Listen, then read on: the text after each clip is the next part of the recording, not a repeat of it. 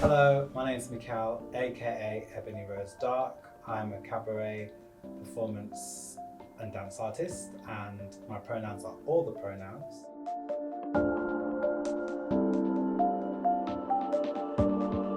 My background is in dance, and now I'm involved in cabaret and photography, and from a photographic point of view, my work is based around my visual impairment and everyday environment, colours, contrast, because I'm colourblind. And cabaret work is generally based around disability, sexuality, race, as is in some ways my dance as well.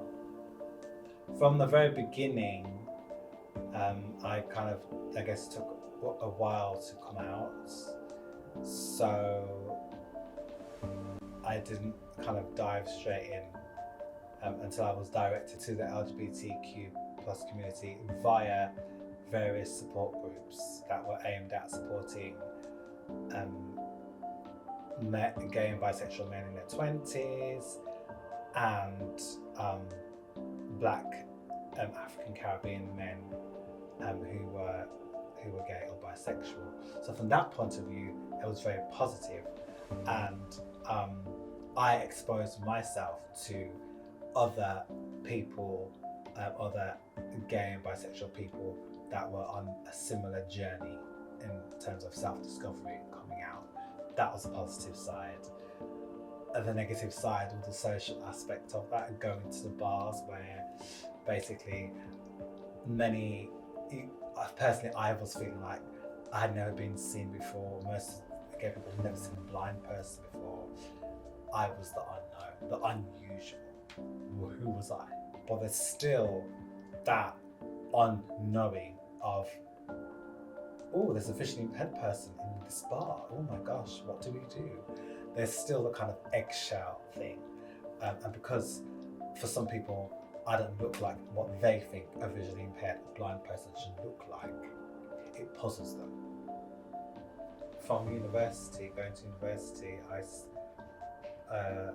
registered up to gaydar, and whilst I was on gaydar, I was quite popular, probably because I was in an area where there was not many people of colour besides the students at the university.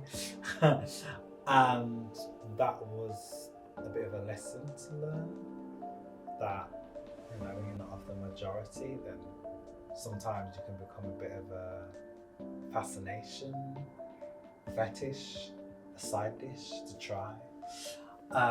As well as being visually impaired, the whole thing being black, or people in that specific area had never been or met a black person before or slept with a black person before, they probably wouldn't want to try. And so it seemed at the start that my online dating was going quite well. However, within the university, I had no dating life. My first partner was in 2008, and lucky for me, he had a lot of awareness around visual impairment, because he actually was used to support two visually impaired people in his area. So I wasn't speaking a foreign language, which was great because often I do feel like I am speaking a different language, and that does get tiring, having to explain yourself.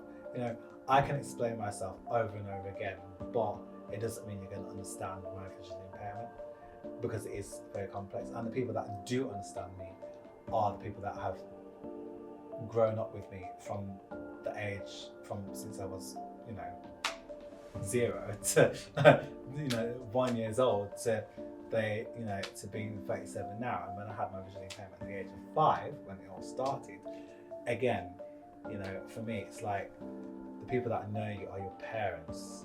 There's a varied range from disabled people don't really have a love life, or they are highly sexual, or they're a bit interesting to have sex with, but that's it. That's the other thing. Like, it's possible. Personally, I feel at times, and from speaking to a lot of my friends, that it only probably would go as far as sex, just because of the reality of what it is to be with someone who is disabled and the responsibility that person might need to take on. Not knowing that that disabled person is actually quite independent, and they probably wouldn't want you as their carer anyway, because that's a different kettle of fish altogether. And because most people, a lot of disabled people would like to keep their private life and their support life separate. I think for me, it's about being comfortable and confident in who I am, and getting around in and out of spaces, communicating with people, because there's, I guess, two sides of the story. That if you're not confident in yourself, then it can be difficult for people to kind of be confident in approaching you or talking to you.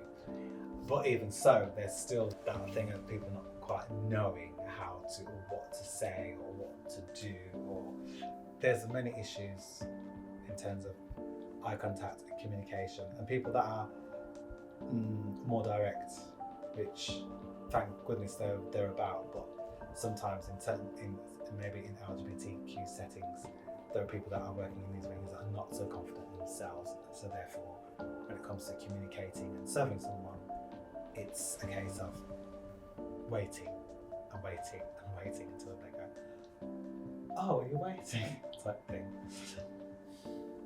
I think to have more positive visibility in the media for disabled people is a good thing. I'm particularly fond of the advert that I have on at the moment, which pretty much sums up, it literally sweeps right across many disabilities, which is fantastic, from someone who's physically disabled, someone who has a learning disability, and someone who has a visual impairment. And I think more of that is the way to go. And probably more variation in the kind of, particularly in the kind of visually impaired people they might use for the advert. So they might necessarily be blind, they might be partially sighted. And also to come to the realization that many people, as people get older,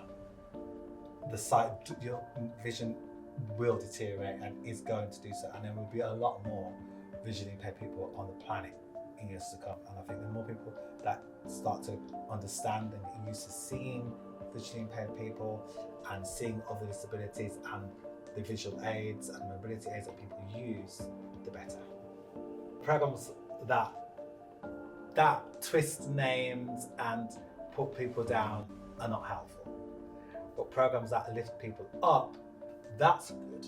And I just feel that they really need to stop using stereotype, using someone who might seem to be, for them, what a blind person looks like, simply because the eyes might not be sitting in the right place, or they don't look, dare I say, what the word people use, normal, whatever normal is. And at the end of the day, all the disabled people need to be highlighted, and in social media. That's kind of what they need to do, to highlight variety and not the stereotypes.